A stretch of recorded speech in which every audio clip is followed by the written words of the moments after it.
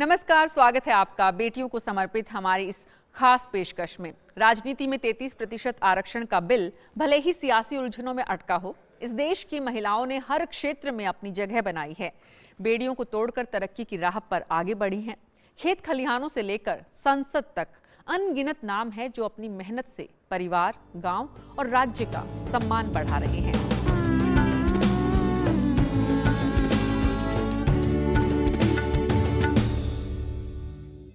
मंजिलें उन्हीं को मिलती है जिनके सपनों में जान होती है। पंखों से कुछ नहीं होता, हौसलों से उड़ान होती है। अगर आप इन शब्दों पर अमल करना चाहते हैं तो हम आपको मिलाते हैं रोहतक की सुनीता मल्हान से, अपने जुनून से जिसने नामुमकिन को मुमकिन बना डाला। हरियाणा का महर्षि दयानंद विश्वविद्यालय हजारों छात्र छात्राओं को डिग्री देता है, आगे बढ़ने का रास्ता दिखाता है। और विश्वविद्यालय की रोहतक का ये छात्रावास उस रास्ते पर चलने की एक जीवंत पाठशाला है। इस पाठशाला का अध्याय है यहाँ की वार्डन सुनीता मल्हान, जो हर परिस्थिति में हंसना सिखाती है। झज्जर जिले के सुबाना गांव की सुनीता मल्हान साधारण परिवार की ग्रेजुएट बेटी थी। घर वालों ने अच्छा लड़का देखकर 1986 में शादी की, लेकिन शादी के 4 महीने बाद रेलवे फाटक पार करते हुए वे हादसे का शिकार हो गई। जान तो बच गई, लेकिन ट्रेन के नीचे आने से दोनों हाथ नहीं बचा सकी। जीवन भर सुरक्षा का वादा करने वाले पति ने भी मुश्किल घड़ी में दुल्हन को तलाक दे दिया। अब सुनीता के लिए सारे रास्ते बंद थे।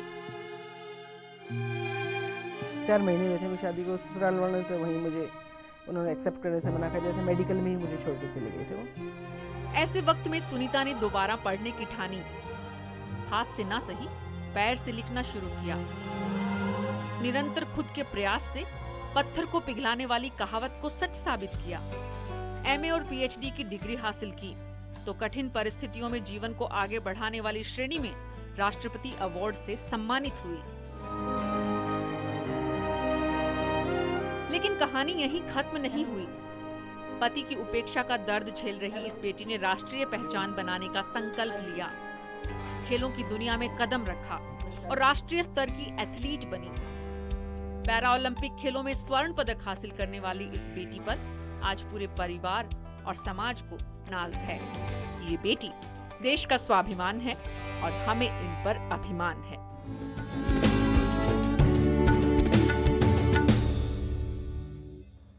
सुनीता ने बेचारगी नहीं, दीवानगी को चुना तो गाजियाबाद की शालू सिंह ने भी दिल की सुनकर उन लोगों के लिए काम किया जो हाशिए पर है। ऐसे छोटे छोटे प्रयास हमारे आज को बेहतर बना रहे हैं। गाजियाबाद के कविनगर पुल के नीचे तालीम हासिल कर रहे इन बच्चों के लिए यूनिफॉर्म और किताबें किसी सपने से कम नहीं हैं। समाज की मुख्य धारा से दूर रहने वाले ये वो बच्चे हैं जिनके माता पिता 2 जून की रोटी कमाने के लिए इन्हें सड़कों के भरोसे छोड़कर चले जाते हैं। ऐसे सभी बच्चों के लिए रोशनी की एक किरण है शालू सिंह।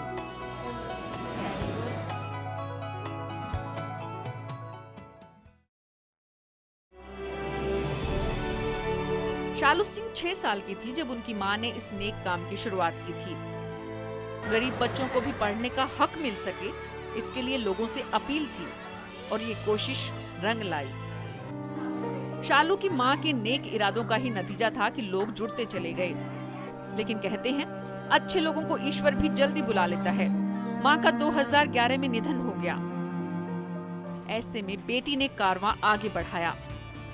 5 बच्चों से अब संख्या 250 पहुंच गई। महज 50 रुपए की फीस लेकर शालू न सिर्फ इन बच्चों को पढ़ाती है, बल्कि दूसरी गतिविधियों के सहारे इनका मनोबल भी बढ़ाती है। लेकिन सीमित संसाधन अब बड़ी चुनौती है। दानदाताओं के सहयोग से चल रहे इस स्कूल की दूसरी टीचर्स भी पहली तारीख का इंतजार नहीं करती हैं, तो बच्चे भी सर्दी की जकड़न और गर्मी की तपिश सहने के आदी हो गए हैं। पक्के भवन के अभाव में मौसम की मार झेलना इनकी मजबूरी है, लेकिन शालू को भरोसा है कि परेशानी के ये बादल भी छंट जाएंगे। ये बेटी देश का स्वाभिमान है और हमें इन पर अभिमान है।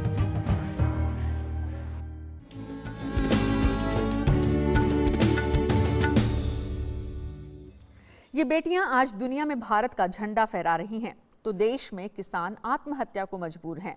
नए तौर तरीकों के अभाव में खेती नुकसान का सौदा साबित हो रही हैं। आप सोच रहे होंगे कि बेटियों की बात करते करते मैं किसानों की दुनिया में कैसे पहुंच गई, तो उसकी वजह है किसान चाची। अपनी छोटी सी जमीन में बड़ा करिश्मा कर दिखाने वाली, मिलिए इस किसान चाची से। बिहार के मुजफ्फरपुर के गांवों में राजकुमारी देवी एक जाना पहचाना चेहरा है। खेती के बदलते तौर तरीके सिखाने वाला वो चेहरा जो गांव और राज्य की महिलाओं को आत्मनिर्भर बनाने के लिए संकल्पबद्ध है। एक शिक्षक परिवार में जन्मी और मैट्रिक पास, राजकुमारी ने वो करिश्मा किया है जो परिवार और गांव में किसी ने नहीं सोचा था।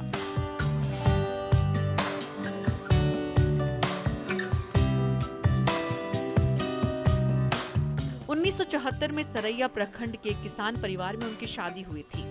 भाइयों के बंटवारे के बाद 2.5 बीघा जमीन हिस्से में आई। परंपरागत रूप से होने वाली तंबाकू की खेती से आमदनी नहीं हो रही थी और परिवार चलाना मुश्किल हो गया था।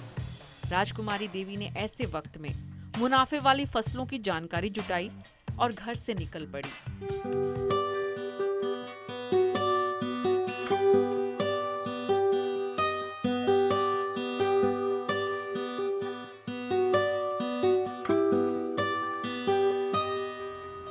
परिवार सहित गांव ने विरोध किया, लेकिन राजकुमारी मिट्टी से सोना उगाने का सपना देख रही थी। नए नए प्रयोगों की मदद से खेती की और खुद के बूते कामयाबी हासिल की। अपने जैसी दूसरी महिलाओं को इसी रास्ते पर आगे बढ़ाने के लिए महिला मंडल का गठन किया। धीरे धीरे खबर आसपास के गांवों तक पहुंची और अब राजकुमारी देवी किसान चाची बन गई।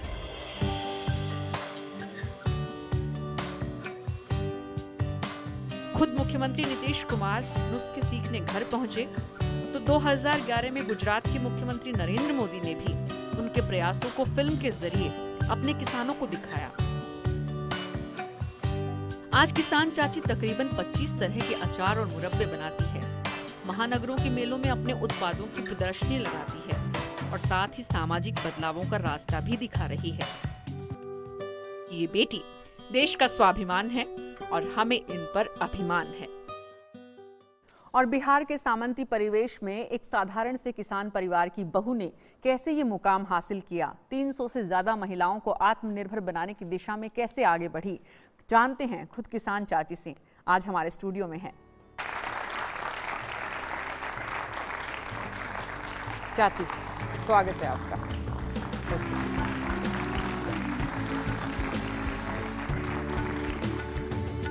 सबसे पहले तो यही बताइए कि राजकुमारी देवी किसान चाची कैसे बनी?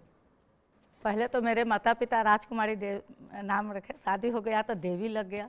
उसके बाद में हम खेती किए तो उसमें माननीय मुख्यमंत्री 1 लाख पुरस्कार दिए किसान श्री का। तो गांव समाज में हम खेती करते थे, अपना खेती करते थे, उन लोग को किसान श्री कहने में नहीं बना, किसान चाची के नाम से हम पर। लेकिन क्यों हुआ ये? मतलब आपके माँ बाप ने आपको राजकुमारी की तरह पाला, तो फिर आप खेतों में कैसे पहुंची? हम खेतों में इसलिए पहुंचे कि जब हमारी शादी हुई तो वहाँ पर हमको काफ़ी कठिनाई हो गया। तो कठिनाई होने के कारण हमको नौकरी के तलाश में हम नहीं गए। हम सोचे कि अपना खेती जो ही खेती है उसमें हम अपने से करेंगे। सब्जी का खेती करेंगे तो सब्जी में आमदनी ज़्यादा होता है, तो इसलिए हम सब्जी का खेती किए। मजदूर से कराते तो थोड़ा हमारा मुनाफा उसमें बट जाता, लेकिन हम अपने से किए, दिन रात उसमें लगे रहें और करके अपने खेत को खेती करके अपने परिवार को अच्छा से पालन पोषण किए।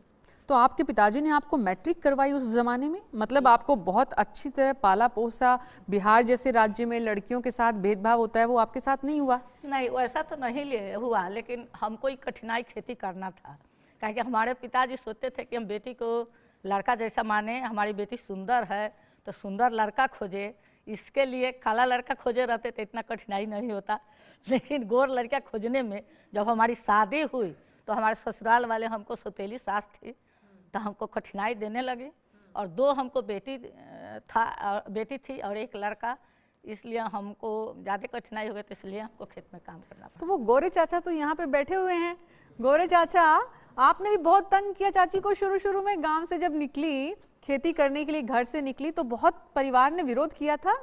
उस समय गांव की महिला बाहर नहीं निकलती थी और हम लोगों के समाज में तो इसलिए इनको रोका जाता था।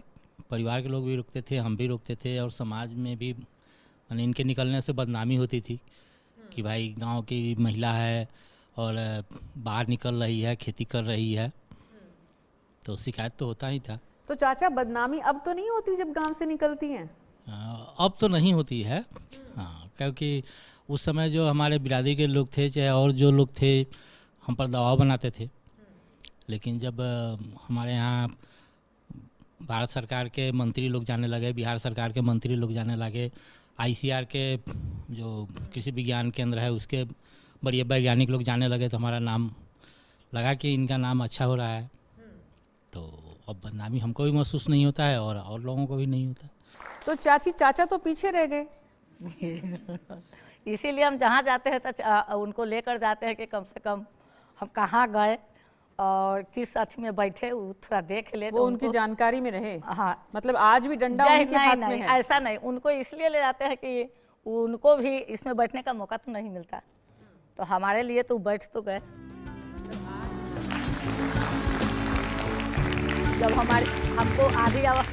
जब हमको आधी आबादी के लिए यहाँ दिल्ली में बुलाया गया था, किस मेमोरियल कौन फीकी एक्टोरियम है कि क्या, वहाँ पर हवाई जहाज का टिकट हुआ था। हम बोले कि नहीं, अकेले नहीं आएंगे, है कि कम से कम विरोध किए, अब साथ दे रहे हैं तो थोड़ा इनको भी तो घुमा दे।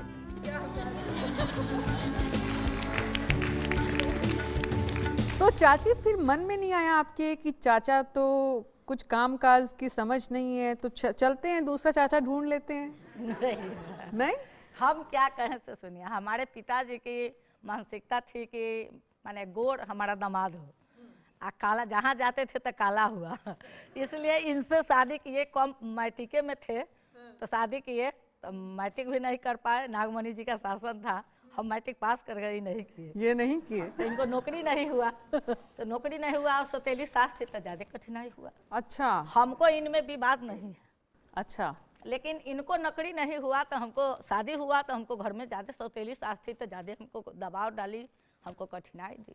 तो जब वो कठिनाई दी और आप बाहर निकली तब चाचा भी दी, जब हमको बांट दी तब हम बाहर निकले, नहीं तो जैसे कठिनाई देकर घर में रखती थी वैसे।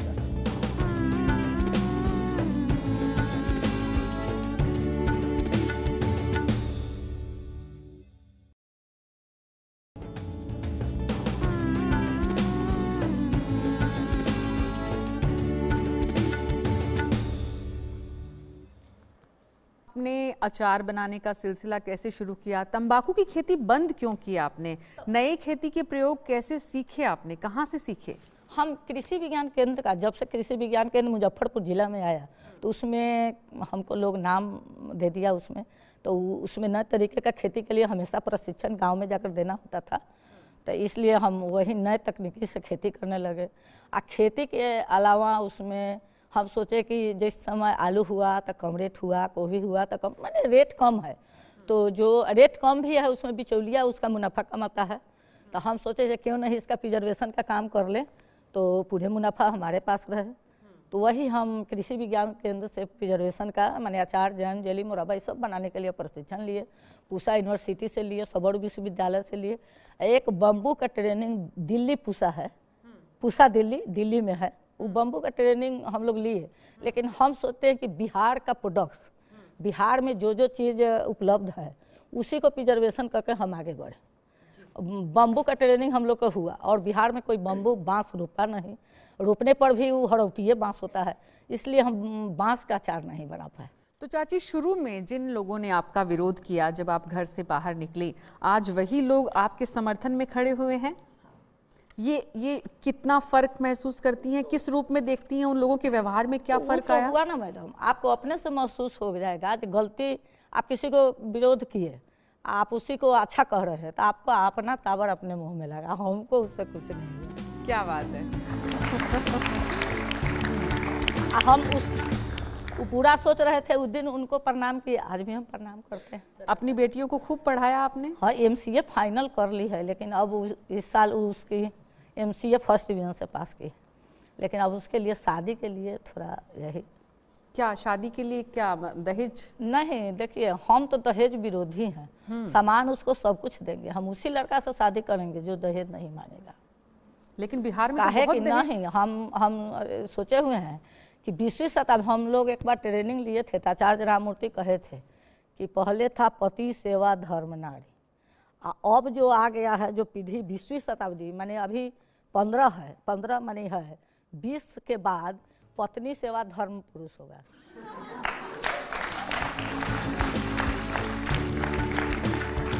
हम लोग संघर्ष कर रहे हैं, 20 के बाद जरूर लड़की का तिलक पड़ेगा, लड़का का तिलक नहीं।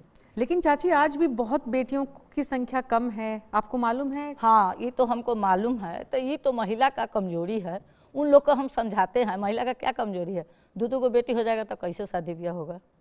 सरकार लड़की पर ज़्यादा खर्च कर रही है, माने वही लोग का ये मानसिकता बदलने पर तब लड़की का पॉपुलेशन ज़्यादा होगा। हम लोग महिला लोग को समझाते हैं। तो महिला की कमजोरी कैसे है? महिला का कमजोरी है कि एक पहले लड़की हो गई, दूसरा कोई कह दिया कि लड़की की होगा तो जरूर ओवरसन करा ले। अच्छा, हाँ। ऐसा होता है इसलिए आपके यहाँ उसका भी? मानसिकता को बदलना बहुत जरूरी है। जी, तो चाची आपसे समझेंगे कि कैसे बेटियां आगे बढ़ें बिहार में और आपके जैसी ही किसान चाची और खेती को कैसे आगे बढ़ाएं। लेकिन एक छोटे से ब्रेक के बाद।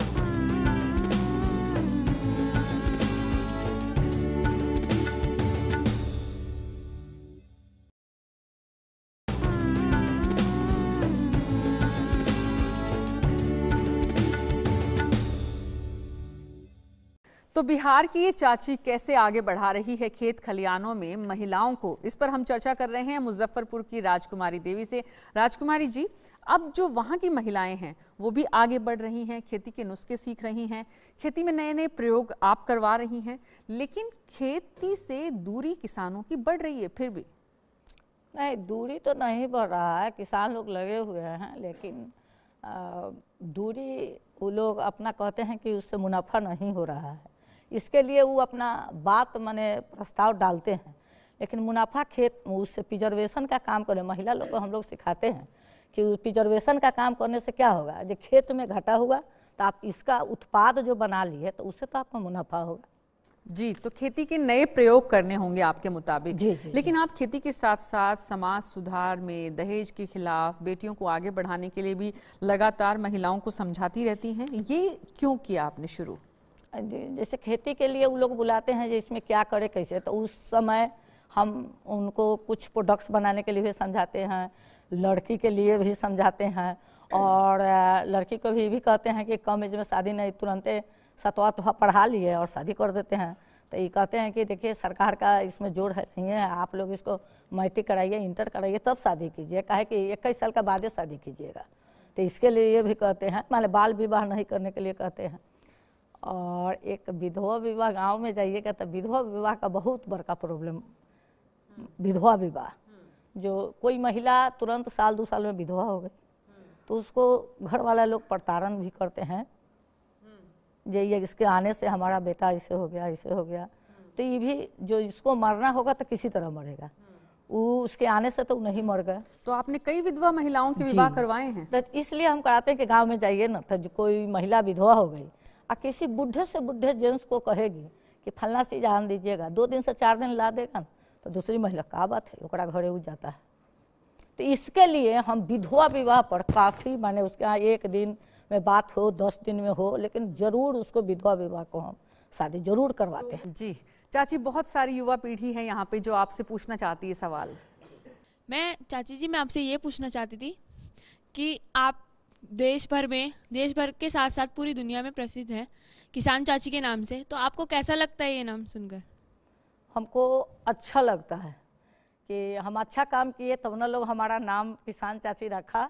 जो लोग हमको किसान चाची कहता है, मैं तहे दिल से उनको माने धन्यवाद देता हूँ कि बहुत अच्छा माने हमको लोग नाम रखा, और हमारे काम के ऊपर वो लोग नाम रखा, काम के ऊपर नाम रखा। जैसे कि हम जानते हैं कि आज कंपटीशन हर क्षेत्र में है और हमारे देश में आबादी के लिहाज से नौकरियों की कमी है, तो बिजनेस के लिए पैसा भी नहीं है। तो क्या इन हालात में खेती करना फ़ायदेमंद हो सकता है? कृषि प्रधान देश है, पहले लोग पुरुष प्रधान देश कृषि में लोग कहता था, आप खेती कीजिएगा, कोई भी दिक्कत नहीं होगा। इसलिए लेबर भी ज़्यादा महंगा हो गया तो भी सरकार का ऐसा यंत्र चला हुआ है जो आप खुद अपने से अकेला होकर ही चाहिएगा जब पूरा काम कर ले तो कर लीजिएगा। इस तरह का यंत्र हो, जैसे लोग गौ पालन कर रहा है, ऐसा बात नहीं कि अकेले कैसे आप इतना गाय को दो, उसके लिए मशीन है, उस पर अनुदान है, उस पर अनुदान है। आप मशीन लगा दीजिए, कितना गाय दूध लीजिएगा, उसके लिए सेंटर आपके यहाँ चलाएगा, आ जाता है गाड़ी दूध। मैंने थोड़ा भी नहीं, खाली दिमाग को लगाइएगा, पूरा काम आप बैठे बैठे कर लीजिएगा। काहे कि सरकार का इतना मानसिकता होगा कि अकेले भी आप पूरा मेंटेन कर सकते। जी चाची, बहुत बहुत शुक्रिया यहाँ आने के लिए। जिन लोगों ने भी चाची को सुना है वो ज़रूर इस बात को मानेंगे कि अगर मेहनत ईमानदारी से की जाए तो मंजिल मिल ही जाती है। और हमारी कोशिश है कि हम ऐसी छोटी छोटी मंजिलों की तरफ उन बेटियों को ले जाएं जो चाची की तरह काबिल है। तो देखते रहिए हमारे साथ अब के बरस मोहि बिटिया ही दीजो। अगले सप्ताह फिर मुलाकात होगी कुछ ऐसी ही और बेटियों के साथ। मुझे दीजिए अनुमति, नमस्कार।